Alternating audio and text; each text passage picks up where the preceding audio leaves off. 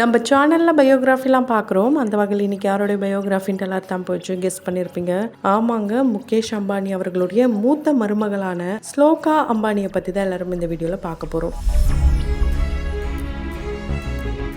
இவங்களை பற்றி பார்க்குறதுக்கு முன்னாடி இது வரைக்கும் யாரெல்லாம் நம்ம சினி சமூகம் சேனலை சப்ஸ்கிரைப் பண்ணலையோ அவங்க எல்லாரும் மறக்காமல் சப்ஸ்கிரைப் பண்ணிவிட்டு பக்கத்தில் இருக்க பெல் ஐக்கனையும் மறக்காமல் ப்ரெஸ் பண்ணிவிடுங்க.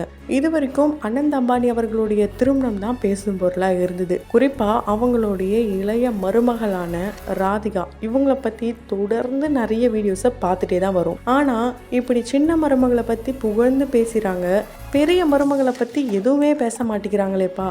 இப்போ கூட சமீபத்தில் அவங்களுடைய திருமண வீடியோஸில் கூட மாமியாருக்கும் மருமலுக்கும் சண்டைன்ற மாதிரி அவங்களுடைய மகனான ஆகாஷ் அவங்களுடைய மனைவி ஸ்லோகாவை இழுத்துட்டு போன வீடியோவாக இருக்கட்டும், ஆகாஷோடைய அம்மாவான நித்தாவை தள்ளி விட்டுட்டு போனதாக இருக்கட்டும், இது போல நிறைய வீடியோஸை நம்ம பார்த்துட்டு வந்தோம். என்னதான் பணக்கார வீட்டு குடும்பம், என்னதான் கோடீஸ்வர வீட்டு குடும்பமாக இருந்தாலும் அங்கேயும் ஏதோ பிரச்சனைகள் இருக்க தான் செய்யுது. நம்ம தான் அவங்களுக்கு என்னப்பா பிரச்சனை, அவங்க கோடீஸ்வர அவங்கப்பா பில்லினரிப்பா அப்படிலாம் சொல்கிறோம். ஆனால் அங்கேயும் பிரச்சனைகள் இருக்க தான் செய்யுது. ஏன்னா அவங்களும் ஹியூமன் பீயிங் தான். இதெல்லாம் ஒரு பக்கம் இருக்கட்டும், சின்ன மருமகளை பற்றி பார்த்துட்டோம். பெரிய மருமகள் ஸ்லோகா யாரு, அவங்க எப்படி இவங்க வீட்டுக்கு மருமகளாக வந்தாங்க, ஆகாஷ்க்கும் அவங்களுக்கும் ஏற்பட்ட காதல் எப்படி, இது போல் நிறைய இன்ட்ரெஸ்டிங்கான விஷயங்கள் பார்க்க போகிறோங்க. ஸ்லோகா ஒன்றும் சும்மா இல்லைங்க. அவங்க பார்த்தீங்கன்னா ஒரு டைமண்ட் கம்பெனி ஓனருடைய மகள் தான். ஆமாங்க, ரோஸ் ப்ளூ டைமண்ட் கம்பெனியோட ஓனரான ரசல் மேத்தா இவருடைய மகள் தான் ஸ்லோகா அவர்கள்.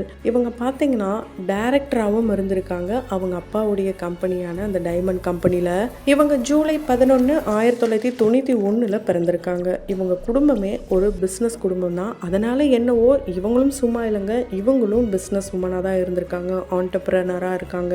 நிறைய பேரை இப்போ வளர்த்து விட்டுட்டு வராங்க. நிறைய என்ஜிஓஸை இவங்களே கண்டுபிடிச்சி அதுக்கு வாலண்டரியாக நிறைய விஷயங்களை பண்ணிட்டு வராங்க. ஸோ ரொம்பவே தங்கமான பொண்ணு தாங்க இவங்களும். ரொம்ப ஆடம்பரத்தெல்லாம் காட்ட மாட்டாங்க, ரொம்ப ரொம்ப சிம்பிளான பொண்ணு தான் இவங்க.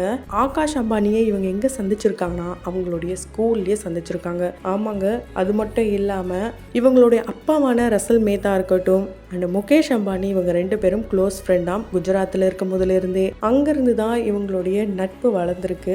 அந்த நட்பு இவங்களுடைய பசங்களுக்கு காதலாக மாறி இருக்கு. திருபாய் அம்பானி ஸ்கூல் மும்பையில் இருக்குல்ல, அங்கே தான் இவங்க ரெண்டு பேருமே படிச்சிருக்காங்க. சொல்ல போனால் ரெண்டு பேருமே கிளாஸ்மேட்டாம். அங்கேருந்து இவங்களுடைய காதல் ஒன் சைடாக இருந்திருக்கு ஆகாஷ் அம்பானிக்கு. எப்படி நம்ம போய் சொல்கிறது, இதை ஓகே பண்ணுவாளா இல்லையான்னு தெரியலையேன்ற ஒரு ஏக்கம், கொஸ்டின் மார்க் எல்லாமே அவருக்குள்ளே இருந்திருக்கு. அதை அப்படியே அவருடைய மனசுக்குள்ளேயே பூட்டி வச்சிருந்திருக்காரு. அதுக்கப்புறம் இவங்க 12th ரெண்டு பேரும் முடிக்கும் போது பப்ளிக் எக்ஸாம்லாம் முடிஞ்சு வீட்டுக்கு போகும்போது எல்லாம் பாய் சொல்லுவாங்க.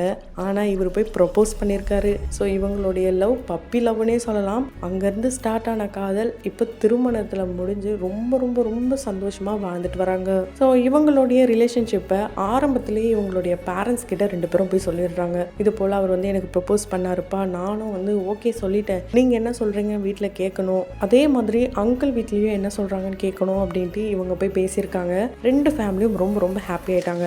ஆனால் அவங்க பேரண்ட்ஸ் என்ன சொல்லியிருக்காங்கன்னா இவங்களுக்கு ஒரு அட்வைஸும் சொல்லியிருக்காங்க.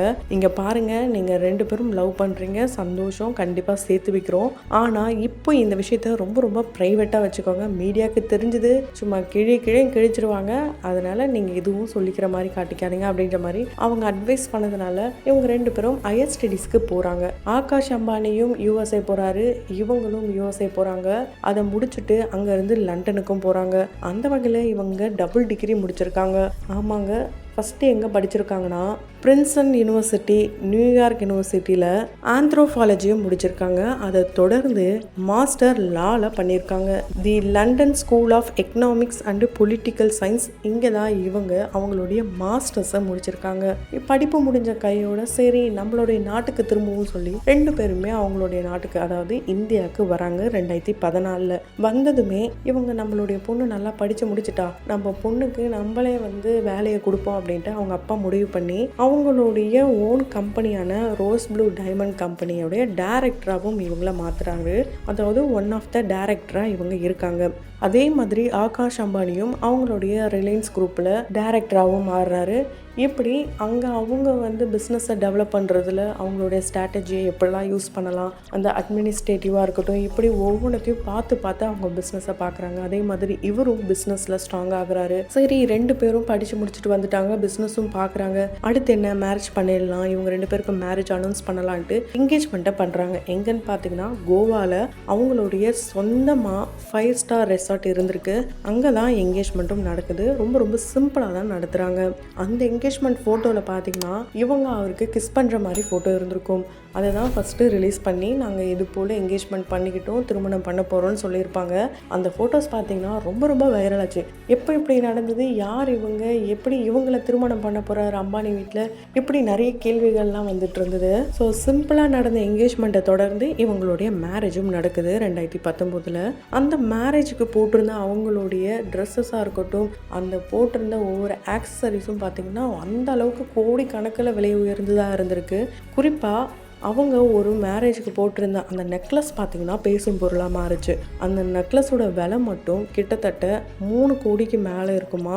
அவங்க போட்டிருந்த மொத்த நகையோடைய அந்த விலை பார்த்திங்கன்னா 500 கோடி இருக்குன்னு சொல்லப்பட்டது. அது மட்டும் இல்லாமல் அந்த நெக்லஸை ஏன் எல்லாரும் குறிப்பாக அப்போ பேசியிருக்காங்கன்னா, அவங்களுடைய மாமியாரான நீதா அம்பானி அவர்கள் தான் அவங்களுக்கு கிஃப்ட் பண்ணாங்களாம். அதில் மஞ்சள் நிற வைரக்கற்கள்லாம் அவங்களுடைய ஓன் கம்பெனிலேருந்து தயாரித்து அவங்களுக்கே தெரியாமல் சர்ப்ரைஸாக கிஃப்ட் பண்ணதாகவும் சொல்லப்படுது. இப்படி மாமியார் அவங்கள எந்த அளவுக்கு வெல்கம் பண்ணியிருக்காங்க. ஆனால் இப்போ என்னாச்சுன்னு தெரியல, இங்கே வீடியோன்னு கூட பார்க்காம, அவ்வளோ ஃபோட்டோகிராஃபர்ஸ் வீடியோகிராஃபர் இருக்காருன்னு கூட பார்க்காம அவ்வளோ ஒஸ்ட்டாக நடந்துக்கிட்டாரு ஆகாஷ் அம்பானி. அதே மாதிரி தான் நீதா அம்பானியும் அவங்களுடைய பெரிய மருமகளை கண்டுக்கவே இல்லைன்னு தான் சொல்ல முடியும். அவங்களுடைய பொண்ணான ஈஷா அம்பானி கூட போய் நிற்கிறதா இருக்கட்டும், அவங்களுடைய கையை பிடிச்சி இழுக்கிறதா இருக்கட்டும், அவங்களுடைய பேர குழந்தைங்களை கொஞ்சறதா இருக்கட்டும், இப்படி நிறைய விஷயங்கள் சோஷியல் மீடியாவில் பேசும் பொருளாக மாறுச்சு.